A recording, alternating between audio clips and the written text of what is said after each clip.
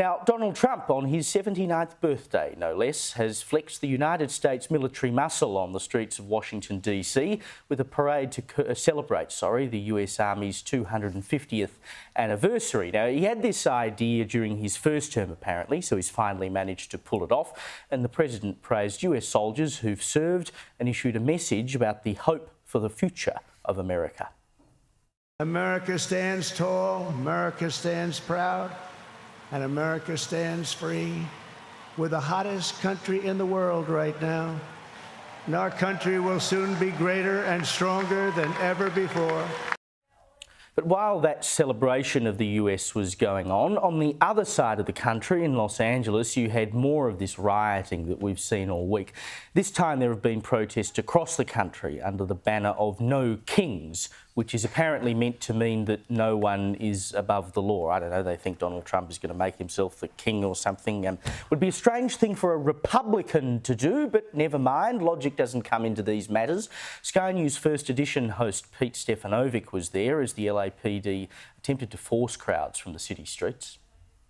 Well, the police have given protesters fair warning that they would move on them by launching tear gas. They've launched flash bombs and flash grenades as well to try and disperse the crowds. Keller, it's been a terribly unedifying scene in the United States this week, all because the president decided that he would, apply the law.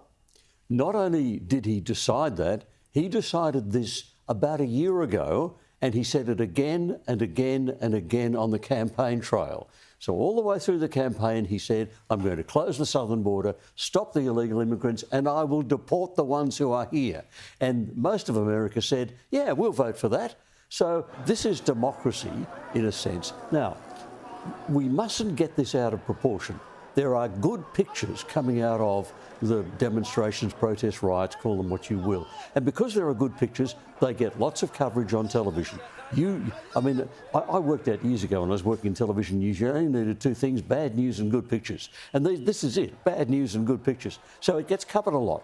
But that doesn't mean it represents America. The word people keep using is divided America. That always creates the mental image, there's half on this side and half on that side, which is rubbish. There's maybe 10 or 20% who have a Trump derangement problem and hate everything he does and have decided not that they're in favour of illegal immigrants, but they will be now because Trump's against them. And not that they're in favour of burning police cars, but they'll do it now because they want to upset Trump.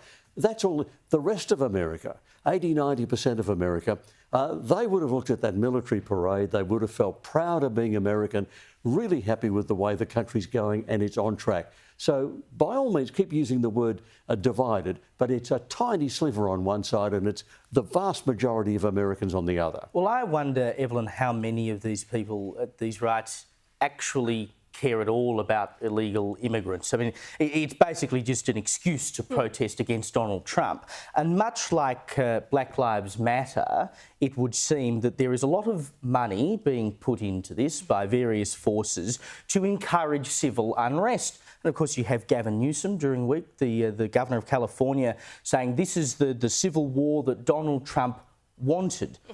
I don't think it's Donald Trump who asked for all of this. I think it's nefarious forces that have taken this as an excuse, ICE going in to deport illegal migrants, as an excuse to create civil unrest that they then try to pin on Donald Trump. Without doubt. And Kel hit the nail on the head. I think it is a very small portion. I think it's people who are very anti-American. I mean, they hate their own country. I mean, and the irony is that majority of the people who are in these crowds were the perpetrators of getting the human rights violations cracked down with the law during COVID. So the whole irony is lost on them, though. But, they are so starved of oppression over there that they have to invent it and make it up just so that they have a cause. It's their entire identity. It's like that meme that you see on the internet where it's that robot guy and you just put a microchip in his brain of what's the next social justice cause to take, offence with. Because like I said, they literally live in one of the most prosperous nations in the world. They've got nothing to worry themselves about. So they've got to make it up. And if it's not about them, well, I'll use the, legal deportations as their next cause. It's honestly pathetic, to be honest, but very predictable.